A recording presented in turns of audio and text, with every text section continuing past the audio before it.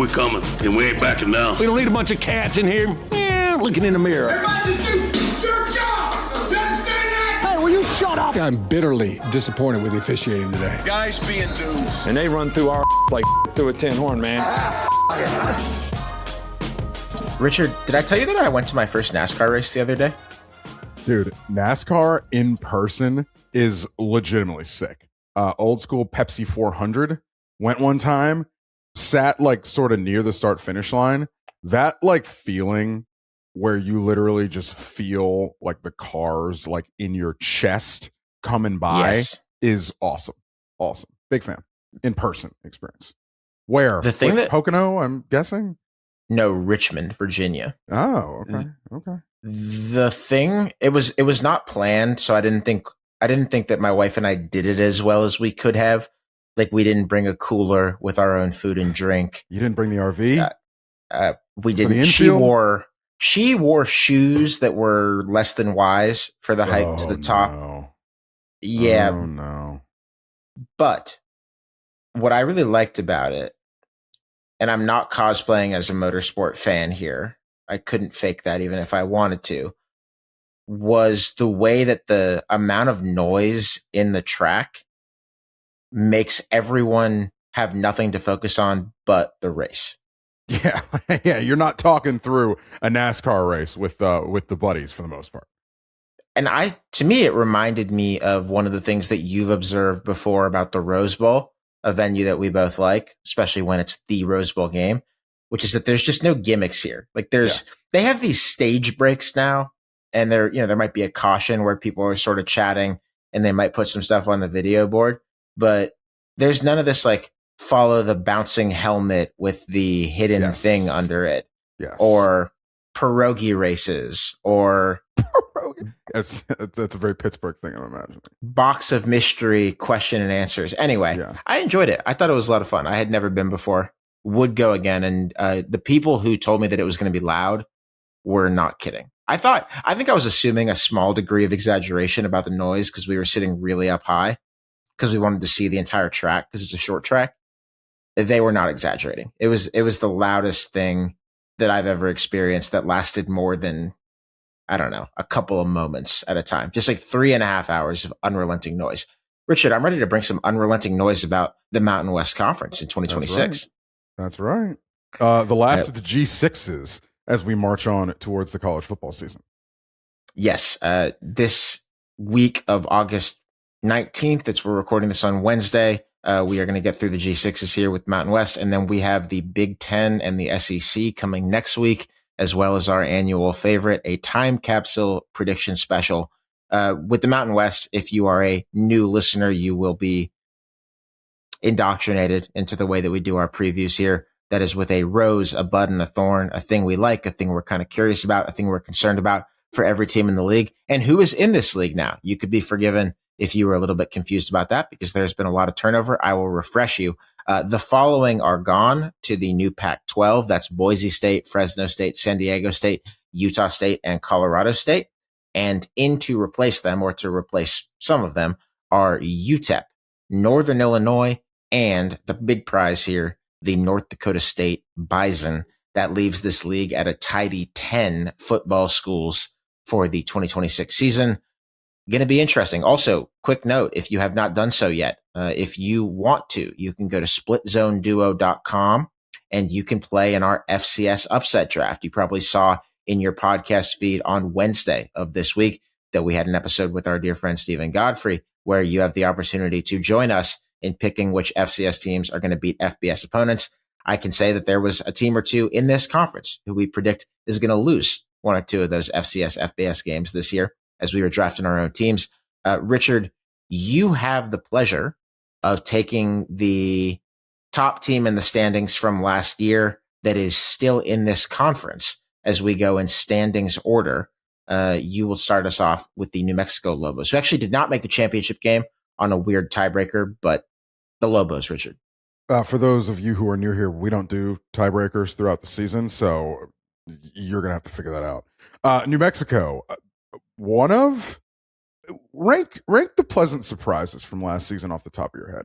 New Mexico is in the very small handful. Definitely. And in terms of excitement, program building, they might have been number one because they actually sold out games, I believe multiple games at their stadium.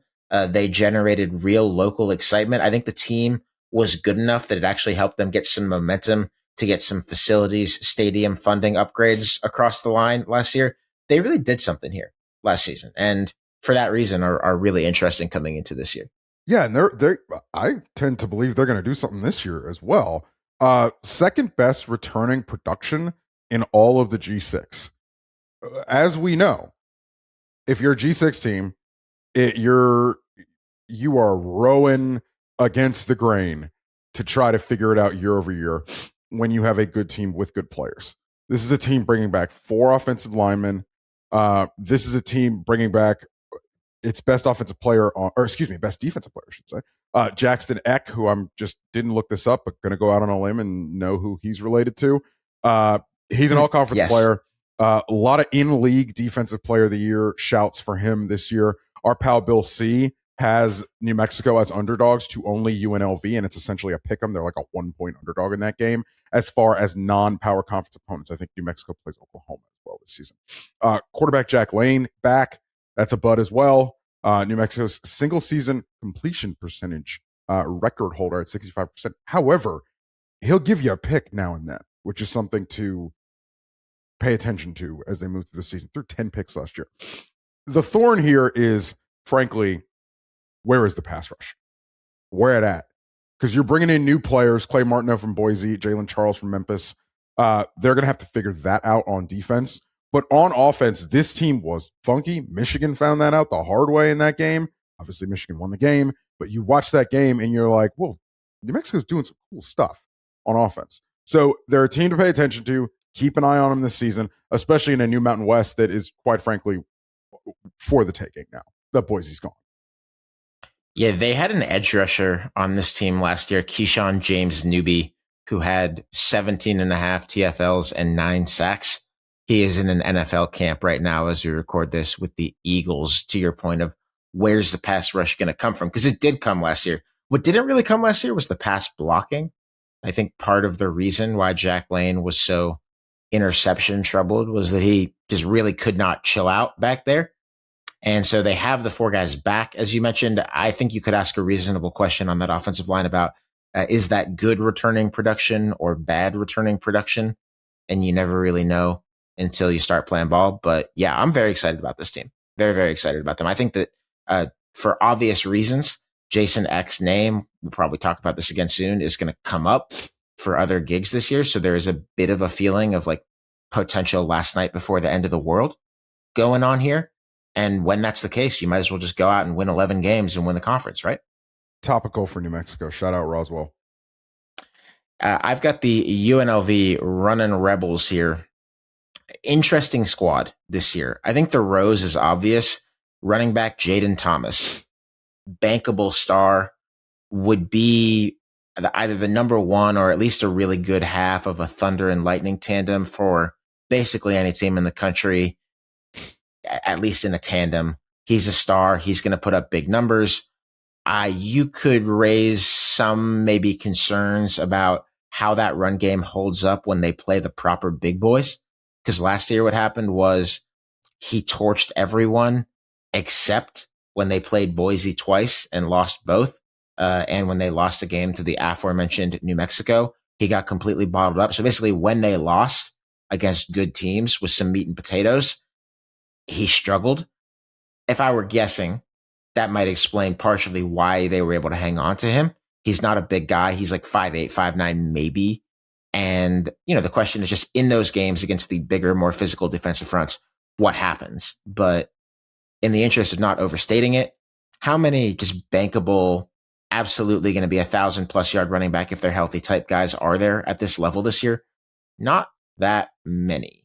And he's first team all conference, probably the favorite to be the offensive player of the year in this conference, going to be really good and put a lot of yards on a lot of teams. My bud, I want to turn this one over to you, Richard. The quarterback is Jackson Arnold. I know you know this. It probably is Jackson Arnold. It actually kind of sounds like Alex Orji may be pushing him a little bit. in camp. And if nothing else, at knowing Dan, Alex Orji will see the field. I mean, he saw the field last year. They played him both in the first game. Like, Alex Orji will see the field. Alex Orji will run the ball. Obviously, Orji's knee unfortunately got shredded last year. I think he missed most of, if not all, of spring practice. If I recall correctly, you bring Jackson Arnold in. And it's funny because UNLV kind of has the opposite thing with its quarterback. Like last year, they were trying to get Colandrea to just chill out. Like, just stop throwing picks, God please. But now I was talking to offensive coordinator Corey Dennis for a story about a month or so ago. And like, they're trying to get Arnold to like push the ball, to be honest with you, in practice. Like, throw the 50-50 ball, take chances. I think he is, God, what's the word for it? I don't know if it's shell-shocked, but just like a little chastened, I think, by the time at a rough spell at Oregon, or rough spell at Oklahoma with absolutely nothing at wide receiver, and then the Auburn experience last year. So, which he played a part in. I don't want to say he didn't, but I think there's also some, at a place where it doesn't revolve around football, is there just less pressure on you to perform? And can you do that under Dan in this offense? Gotta get a better eye for when someone is coming to throw him on the ground with the ball in his hand. Mm-hmm. Like, Auburn had offensive line problems, but it was just pretty apparent. The Oklahoma game was an ugly quarterbacking situation. I will, for some reason, and it's not really fair to judge quarterbacks by their worst moments. And, you can't watch every game at a time, so some stick in your head more than others. But I will always think of him. Get sacked 10 times? Yes. I think it was 9, but it was 9, also and the 10th one was like there, but got called back or something. Yeah. Yeah, and then there was a safety to end the game where R. Mason Thomas comes after him from the front side. And it's like, you can't, and he was scot-free. He was unblocked. Like, again, I'm not saying it's all his fault, but it's like, you can see him coming and you have to throw the ball. And I think that's where the Dan Mullen thing of this is interesting. Dan Mullen, for all of his controversial personality tics and recruiting issues at Florida and all the things that people would complain about with Dan Mullen, still has a really good track record of turning quarterbacks into competent quarterbacks. Yeah. He just does. He just does. Yes. He just did it last year again with Anthony Colandrea, who you mentioned.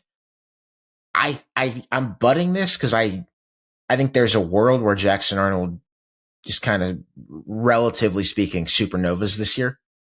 I understand the ship has sailed on what he wanted to be, what people hoped he would be, but you could look up in week 10 at the national passing yardage leaders this year and see him up there. That's an outcome that's in play. Another outcome that's in play is he gets sacked a lot and Alex Orji takes over as their quarterback. So we will see. Thorn, no defense at all. Just vibes.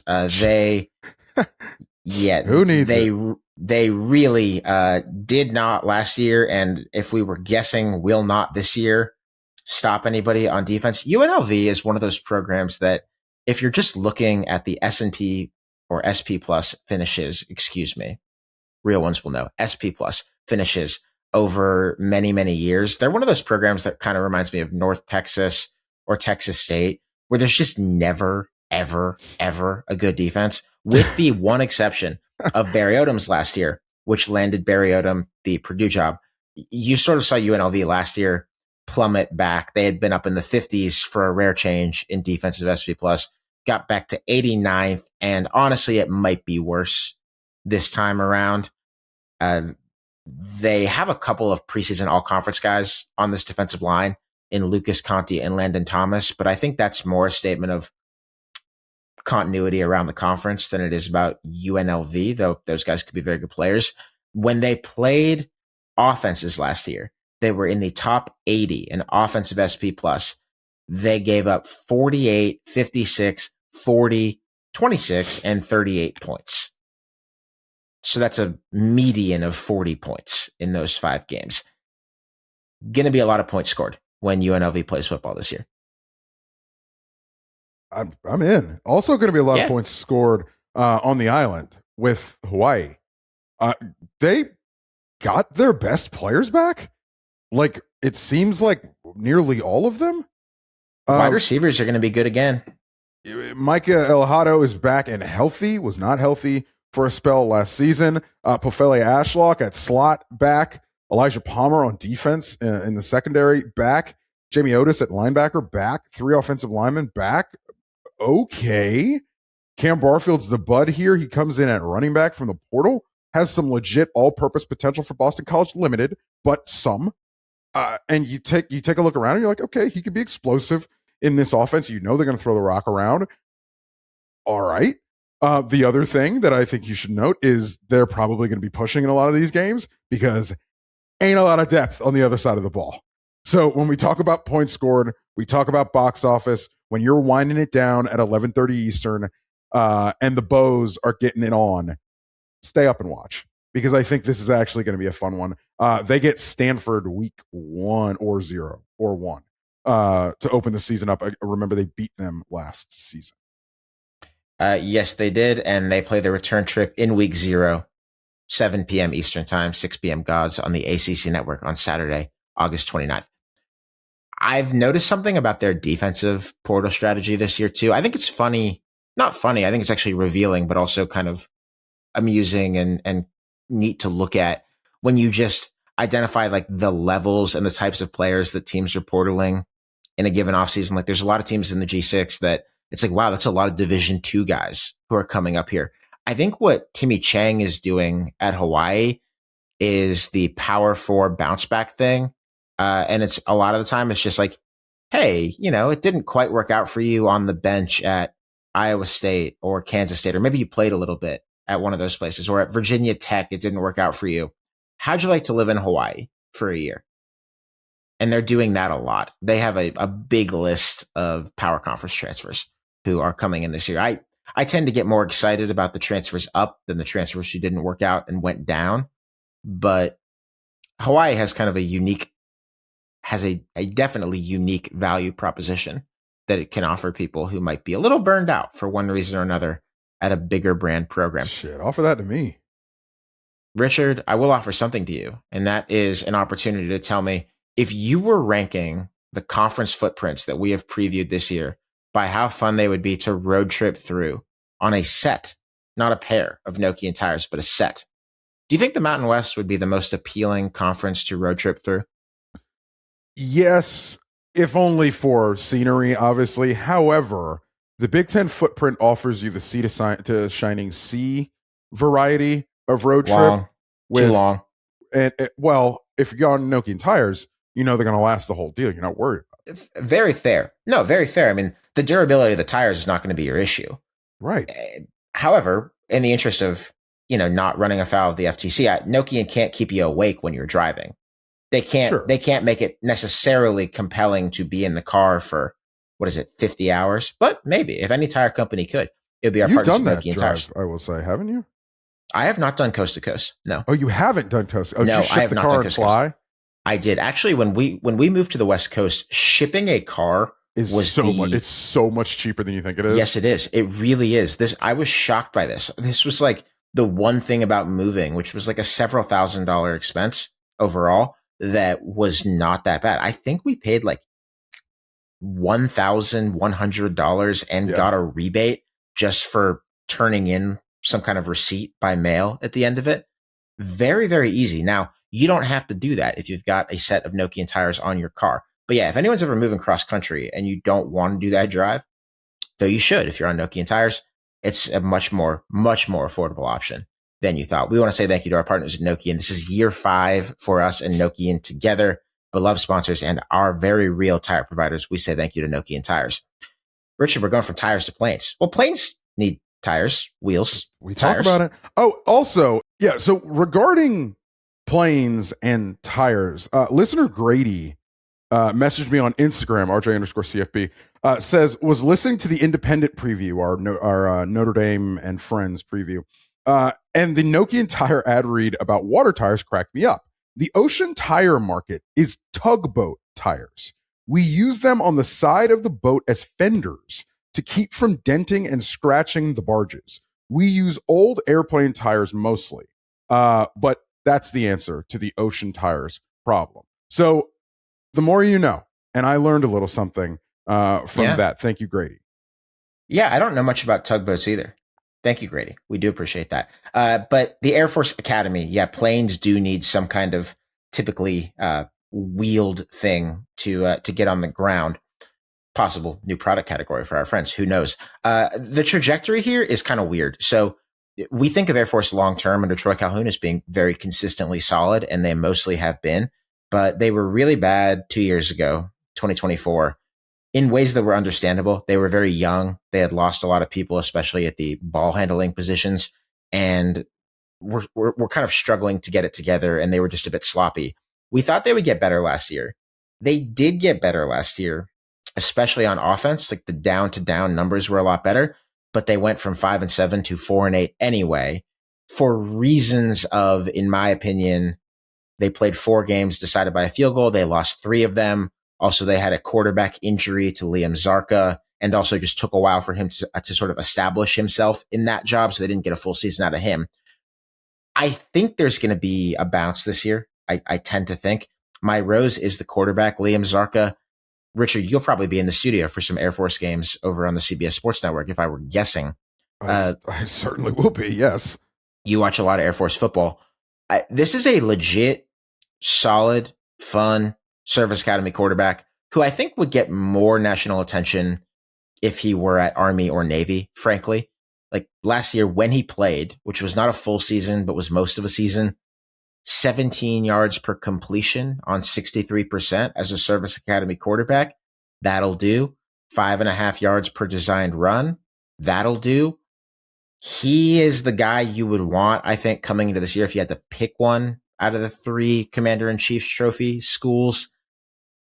We've yet to see him do it over a full season, but he will get every chance to do that this year. And if he plays the year the way that we think he will, I think you'll get a bounce back. I think this is a bowl team that could threaten for the top, like could threaten to play in the championship game in this conference. The thorn for me is just the general state of this defense.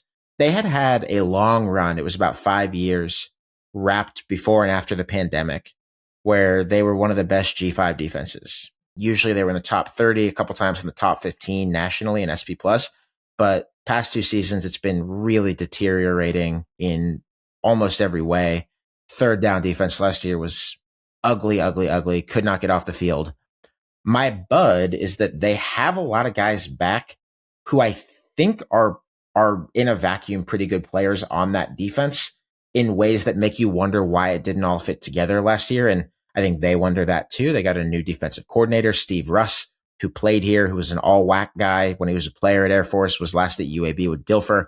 Middle linebacker Blake Fletcher, he wears number 6, wears he's got the big shoulder pads and the neck thing, a lot of tackles. Dallas Daly, Isaac Hubert, nice TFL numbers off the edge for this team. I think I'm kind of seeing the vision for Air Force this year, actually. They have been totally unable to play defense for a couple of years now, but I think we're going to see some improvement there. And if the quarterback's healthy, I like this team. It's like as bad as they were too, in just classic Air Force fashion, you lose Commander-in-Chiefs by a combined 6 points. Yep. A combined 6 points. Yep. I mean, they were really close. But I mean, really close doesn't pay the bills, and they went 4-8. However, for our predictive purposes, yeah, that's kind of where it comes from for me to feel pretty good about this team this year. Richard, the Nevada Wolfpack.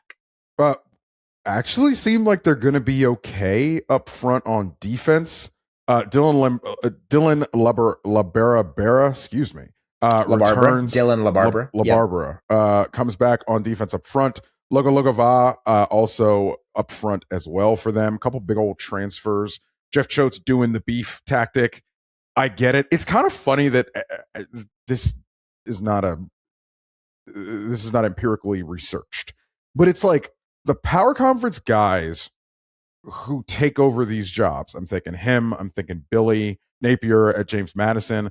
Like they just go and get bodies and kind of up front and kind of say like, all right, man, like we'll figure it out. You know what I mean? And like that can work. Like Billy, the first go around at Louisiana, like that was kind of their big thing. Like they were just huge and it helped them up front on defense, which is why Louisiana was so good and had that staying power under him. So I get what Jeff Choate, who came from Texas a couple of years ago into this job, is playing at as far as that is concerned. On offense, don't really know how this is going to go. Way too many interceptions and limited sample size from Carter Jones. I believe it was 8. But he is back, and so is much of the offensive line. So, okay. really green skill players, though. Like really green at the skill position. Yeah. Yeah, he had a 6-8 touchdown to interception ratio last year, that. and they were 133 in offensive SP plus. It sounds from the way Choate is talking, and we record this on Wednesday, August 19th. I think you'll be hearing it by the 21st at the latest. It will be out in the world. It sounds like they have a legit actual 3-man quarterback battle going on here with Carter Jones, who you mentioned, Luke Duncan, and AJ Blanco. Sounds that way. You never really know, right? Like how sincere these things are. Or sorry, AJ Bianco, not AJ Blanco. My apologies. Well, when you do, here is how to tell a quarterback battle that, especially one that doesn't really have rev share, NIL like stuff tied to it, is actually a battle. It's August 19th. If this puppy isn't settled by like, when's the season start? The 5th? Week 1 is the 5th for most teams. Yeah. If you're going into week 1 and you don't have it named, you have a problem. Yeah. Or actually, you're playing, best- or you're a high level power 4 and you're playing an FCS team, and you could play them both in the first game.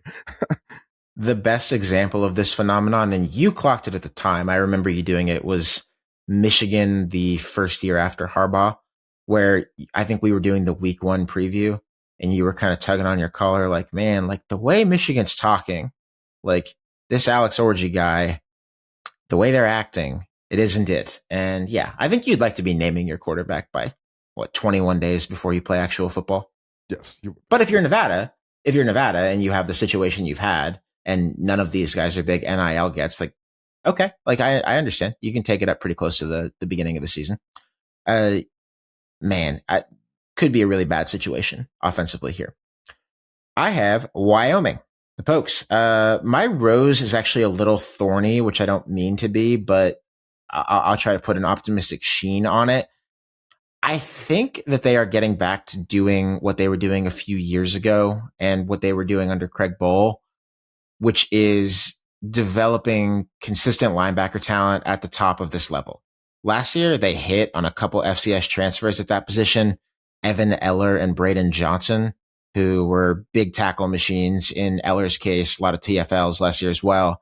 Those guys are gone, and they are trying to run it back with a mix of D2 and JUCO guys. The linebackers coach is Aaron Bohl. That's a relation, of course. Aaron Bohl, the linebackers coach and defensive coordinator for this team. And they, really had a nice season last year on that side of the ball. They were pretty good at stopping teams. They finished 55th in SP plus, which is like not quite in like the territory of like the really good bowl teams, but like pretty good. Like, they regularly had top 40 units, like late 2010s, early 2020s. Pretty good. The problem is that 9 starters are gone from that defense. And so you just don't really know. That's the side of the ball that Jay Sawvell, the head coach, comes from. He was their defensive coordinator. I would think that they are not going to totally collapse on that side, because Nevada just doesn't totally collapse on that side. The last time, Wyoming. Oh my goodness. Anyway, Nevada does. Wyoming does not completely collapse on that side of the ball. But since 2017, basically with one exception, they've been near the top of the G6, G5 every single year. I think that will probably continue, but they're going to probably be worse this year stopping people than they were last year. My thorn, just a straight up thorn, is that the offense is terrible. It has been terrible. They have been 127th and 130th the past 2 years in SP plus. They are projected 124th this year, but I am going to also bud the offense in part. Did you see what they did at offensive coordinator? It's kind of amusing, but maybe will work.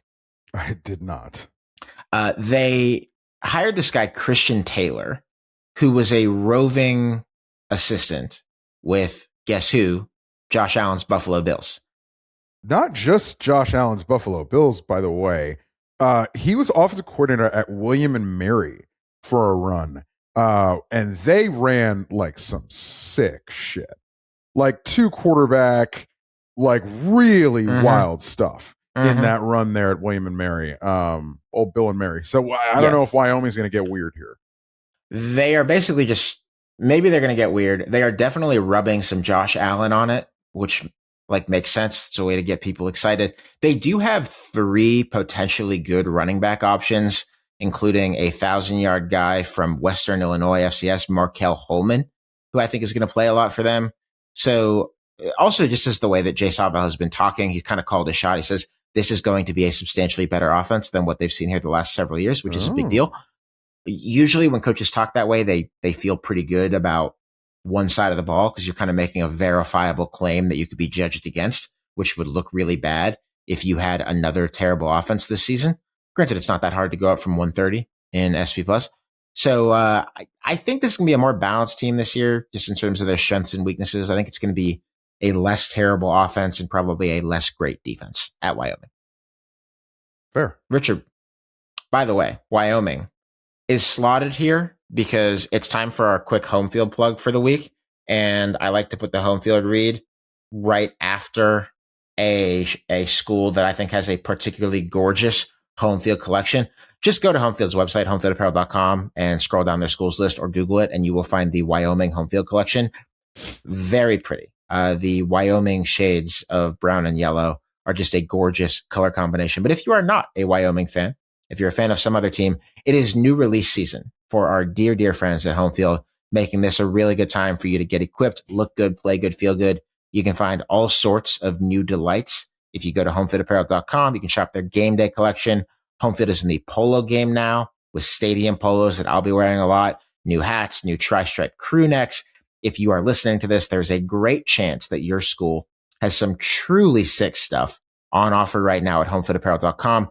We're going to share more, by the way, very soon, Richard. We can't tell you about it just yet, about another fun project that we are involved in, on which Home Field has stepped up and is collaborating with us once again. We're very excited about that too. Cannot wait. Always appreciate our friends at Home Field. San Jose State. The rose here, quite frankly, is that they got this offensive coordinator, Greg Stutzman, back. None of other great players. Danny Scudero is at Colorado right now. Deion Sanders is talking about him in the almost Travis Hunter. He's my second son, or fourth son kind of vein of talking. Stutzman is back here. That's big for them. The bud is Tyler Chen, a good guard, is back. The thorn is that not a lot is back on offense other than that. That's really all you can kind of hang your hat on. You got a first time DC also here with the offense that they have, and the offense that they have may not be able to figure itself out. What I say is that, like, you may have a situation where you have that thing where you've got 3 and outs that go quickly because you're passing and you're not running out of clock. And so your defense is on the field a lot. Mm-hmm. That can be an issue with this team, especially when you consider 3-way quarterback battle, including Micah Elhato's backup, who is here, and Nick Rolovich's son, who is on the depth chart as well. They are a virtual blank slate on defense. We're about to hit the "it's not working out" button here in a weird way, because in a weird way it does work out. Who was the receiver? First year it was Nick Nash. Yes, the first year, and then it was Scudero last year. It's kind of weird, man. And last, they had a 7-6 debut, which was basically like right at the Brent Brennan level under Neo Matalolo 2 years ago. Last year they collapsed 3-9. This is just it's been a weirdly composed team for what we think of Ken Niumatalolo. When you think of Ken, I think you think of generally 2 things, but you can, add or subtract to this. You think of a really good option run game, like a Service Academy run game. And you think of like vaguely just generalized good fundamentals and not too much sloppiness to keep the game in front of you. When we think about the first, not been in no way has that been what San Jose State has been. They have been, last year they were -13 in turnover margin, worst in the league. Turnovers just crushed them in a lot of their games. It's the biggest reason why they were this bad. Their kicker was terrible. They replaced the kicker this year. They got an FCS transfer from Idaho State with a great name, Trajan Sinatra. What a name. Who is going to kick for them. I actually think they could be better if they just make some field goals and don't turn the ball over all the time. But yeah, Richard, I just think they've been weirdly sloppy in a way that you don't associate with Ken. And they've had the elite receivers, nationally prolific receivers, which you also do not associate with Ken Niumatalolo. Well, yeah, and as we've talked about, the option was a scarlet letter for him. He had to get it off of him. It's the reason why he didn't get the Arizona job, because Khalil Tate, who is a name real CFB heads may remember, had that incredible year the first year. And then as Niumatalolo was in the hiring process for Arizona, tweeted, "I ain't come here to run no option," even though he honestly would have been sick in that offense as a player if Niumatalolo were to run the option, which he did not. He didn't want to do it. He did not want to do it. And so Niumatalolo did not end up being the head coach at Arizona at the time. And then if I recall correctly, it went to Rich Rod at the time, which, son, you are running that stinking option if Rich Rod's your coach, as we found out in a different way. Branding. Yes. Did it out of the shotgun. So you didn't think of it in the same way if you're Khalil Tate. Weird couple years. What is he up to these days? Let me poke at that. That was a moment in time. Yes. The Khalil Tate moment. Because that was like, also, I think, by the way, Rich, I actually think you were a couple years, we're going to correct this in real time, but this will be some remembers the guy hours. A couple years off on that. I think you're a couple years off. It was Kevin Sumlin at Arizona. It was Rich Rod, like, at first, right? Like, Rich Rod was the head coach up through 2017. So the year that Khalil Tate went nuts. Yes. That was Rich Rod. But then it was Kevin Sumlin. So you're close. Yes. But it does. And the Rich Rod consideration still kind of matters to what we're talking about. But yeah. Khalil Tate, it appears, had some run in the CFL as a wide receiver, was a depth camp body, and is out of the game, as it appears. Sure. What do you think Arizona's record was, by the way, in the Khalil Tate year? Wasn't it like 8-4? Like, it wasn't like that. It was 7-6. And there were off-field considerations at the time when Rich Rodriguez was fired, but I don't think it helped to go 7-6 with Khalil Tate doing what he was doing that year. Clean up, please, San Jose State. Clean up the turnovers and the special teams, particularly the field goal kicking. I think you can pick off 2 or 3 more wins just by not being world-class terrible at those things. Richard, new entrant into this conference, 3 of them that we are doing last here, and this is going to be an exciting part of this preview. I have Northern Illinois. Disgusting. Yeah. At what point in time do you think? At what point in time are you going to get used to it? It won't take me that long, just because it happens all the time. Obviously, this is one of the sadder, grimmer realignment things that's happened, but I'm not going to I'm not going to hate the player. I'm going to hate the game. You know what I mean? Like, I understand why Northern Illinois did this. I'll go in sad to happy order with this team, because I want to leave something exciting at the end. My thorn is that a lot of things about this program right now just kind of scream that this is going to be a very painful, awkward, kind of weird year. They are going to a new league that they don't really understand the opponents in yet, and is going to require learning new stuff on the fly every week. I'm curious for your thought on this. I haven't spent much time talking with coaches about this, but it's kind of an intuition that I have, and I'm curious for your thought on it. I think if you're going to a new conference, all else being equal, and all else is not always equal, like James Madison came in and ran the Sun Belt, but all else being equal, I think you are the disadvantaged ones more than the other teams are, because on aggregate, like, you are having to plan an entire, like, the season is not week to week. Like, you're trying to kind of learn things as you go and plan a little bit ahead, whether you admit it or not, trying to, like, understand what's happening around your league. And you just have more information to ingest about your new surroundings than the existing members of the league have to ingest about you, because you're one new team, or in this case, 3 new teams, but everyone else has been here. Like, I think it probably is a little harder to be good your first year in a league than otherwise, I think, but it's kind of a half-baked theory. Well, I mean, it depends. Like I don't necessarily disagree. Thomas Hammock leaves this team in February to go to the Seahawks after the Super Bowl. So it was mid to late February when Hammock left, which is a thing to note. You're also Northern Illinois is not leaving the league for like even something regional. Like there is something to be said for being a team, the weight class of Northern Illinois, moving a league in the way that they are moving, and some of the little like annoying things that are going to happen. Like there is Lord knows these guys thrive on routine, and you're not going to have the routine of being at the same or going to the same hotel, for instance, to the extent that you have year-over-year carryover with players who would have been there 2 years ago and remember taking the road trip to Toledo or remember taking the road trip to Ohio or what have you. You're replacing that with, we're going to Vegas. We're going to San Jose State.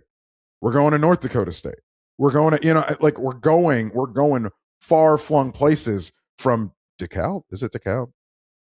I'm going to butcher this one, the pronunciation. It's because I there's believe like it is up DeKalb, here in New York City, it's DeKalb. In Atlanta, it's DeKalb. And I don't know what they do in Northern Illinois. This one has been a constant bugaboo for me. Okay, no, you use the L in Illinois. You use the L. DeKalb, Illinois. DeKalb, Illinois, I believe. Thank you.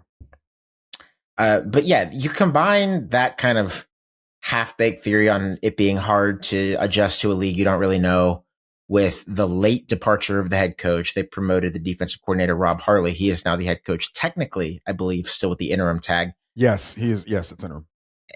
They had the second worst offense in FBS last year, and the defense went cliff diving as well.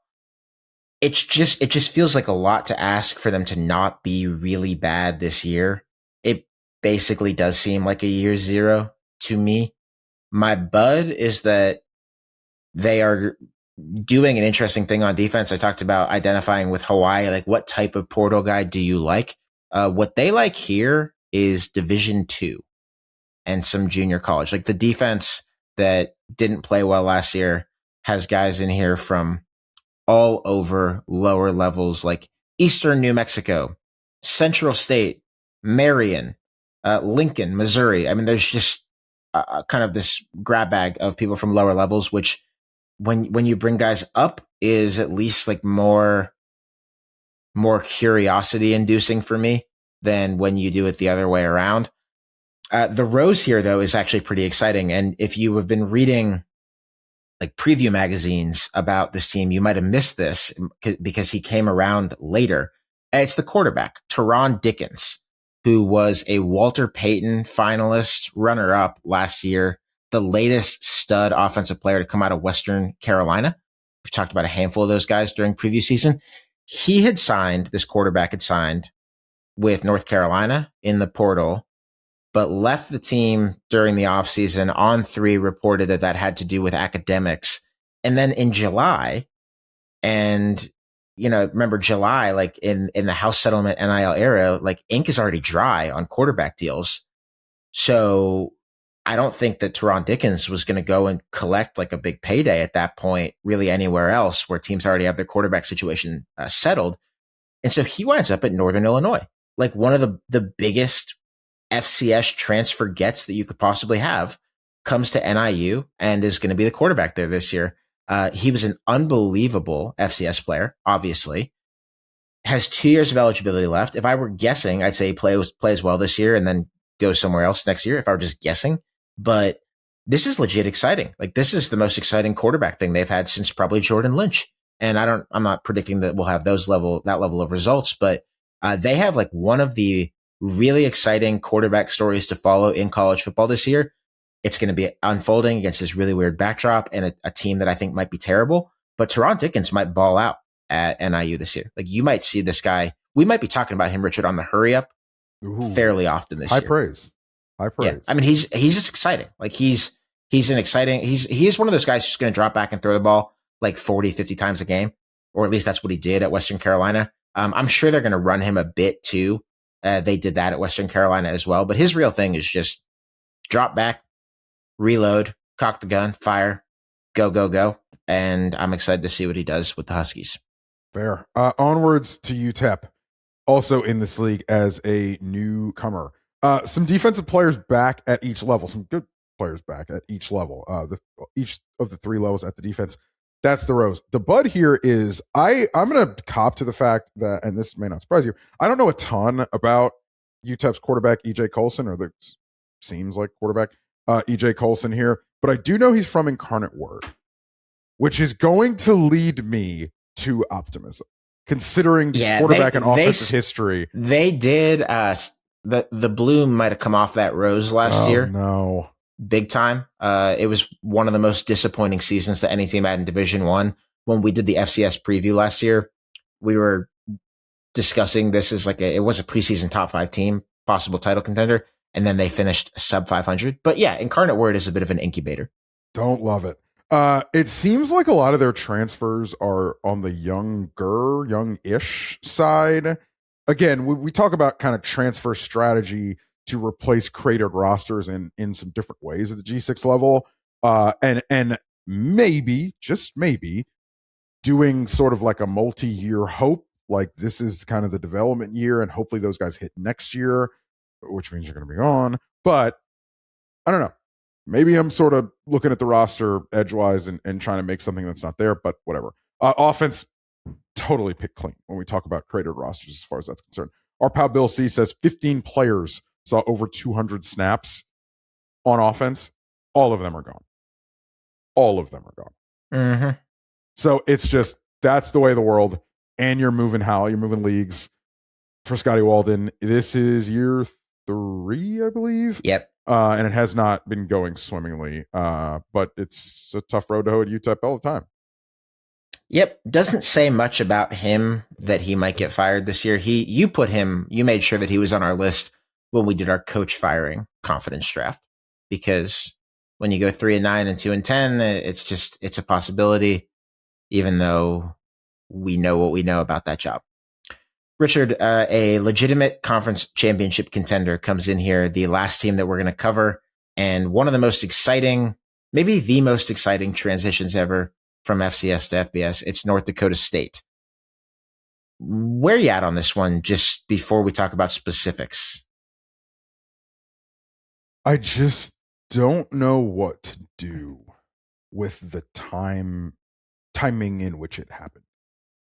Like, I know that Sac State, who was like a month later, if I recall, or did they both come in at they didn't both come in at the exact same time. Like, North Dakota State was a little bit later into January when they even came February. Up. Oh, yeah. It was in February. Okay, it was actually February. No. I think these both happened in February. Roughly, I think they both happened in February. Yeah, got it. Okay, so I know Sac State is going to struggle with the fact that because of the timing in which it happened, you had built a roster that was supposed to compete in the FCS. So you made decisions based on the information available to you during portal time in January and December, that with a new coach at Sac State, at least, that was geared towards a level of play.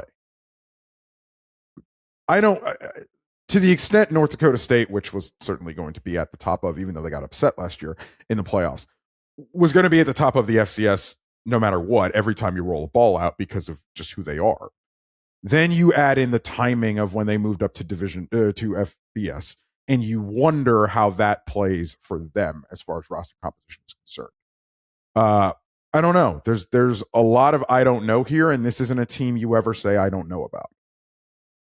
Another point on the timing, and I'm going to sort of ditch the Rosebud Thorn format a little bit for these guys, but this would be thorny, is that they're in what seems like a down cycle this year on skill position talent, big time.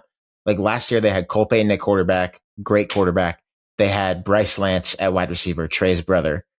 And if they'd have come up last year, this might have been an immediate offensive fireworks show, but they are just not very experienced at the score points positions offensively. The quarterback is going to be this 5th-year guy, Nathan Hayes, who's getting his first shot to be the quarterback at North Dakota State.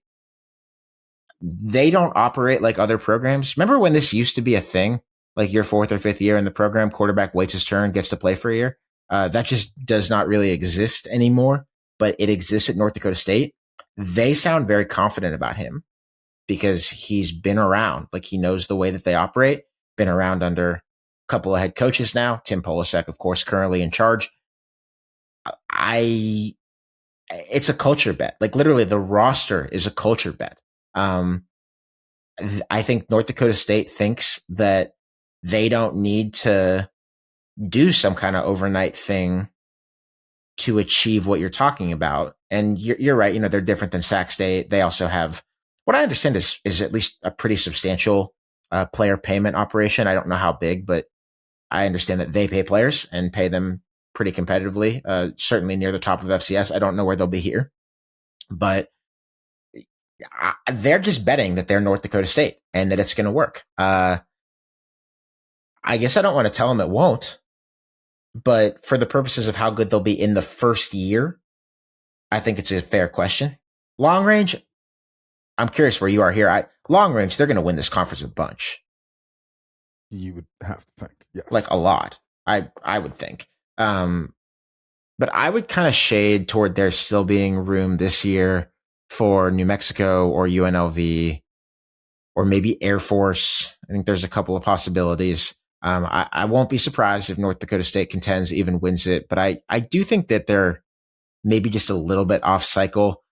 Really exciting player here is Jackson Williams, who is one of 3 guys in all of Division I to return both a kickoff and a punt for a touchdown last year. So they've got an electric return guy who is going to help them this year. And I think this is, again, just a lot of cultural trust, but offensive line is going to be good. They got a really good offensive guard who's gotten a lot of accolades, Griffin MP, who is back. I think the defense is going to be good. They're doing a lot of Division II and NAIA stuff here, but they have a talent identification thing at North Dakota State where I'm just sort of trusting it. Weird situation, and I'm just trusting it. I guess that's my overall posture about this team. That's fair. That's fair. If it's going to be anybody, I get that it could be them as far as moving into this league. Richard, preseason awards and superlatives. Your split zone duo preseason dude of the year in this conference. Give me Elahado. Take Mike Elahado because of his, just because of the explosive capabilities that they have on that offense. I'm going to take defensive dude of the year, the D Doty, Blake Fletcher, Air Force linebacker, keying what they are hoping is going to be a revival on that side of the ball. And on offense, I'm taking Jaden Thomas from UNLV. Very, very good player. Going to rack up tons of yards at running back for UNLV.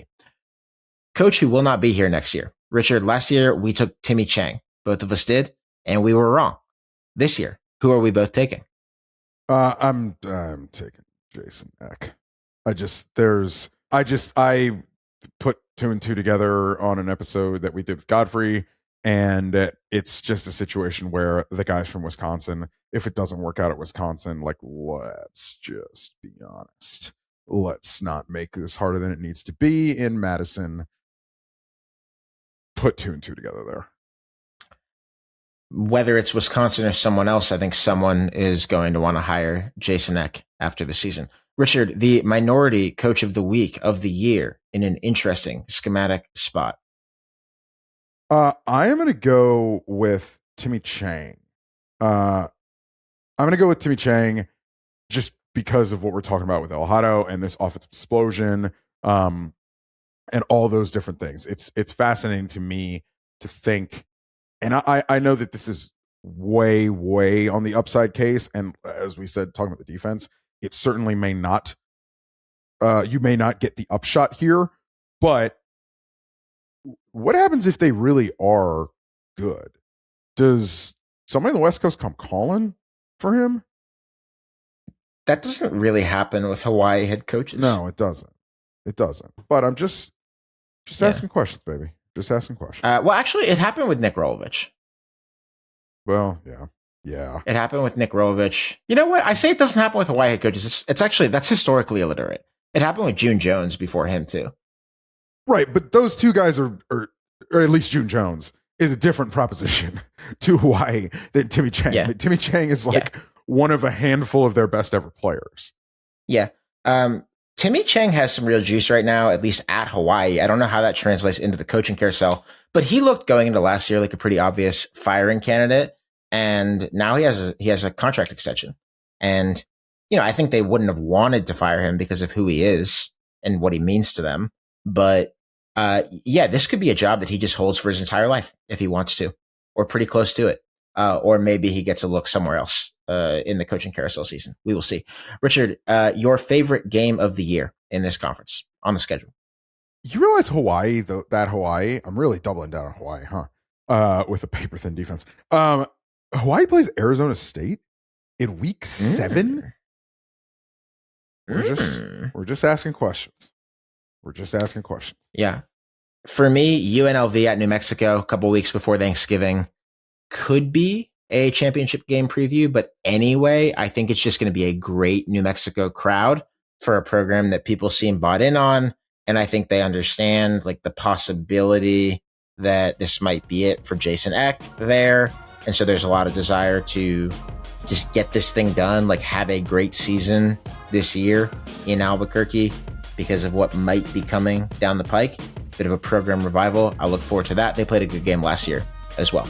Richard, that is our preview of the Mountain West Conference.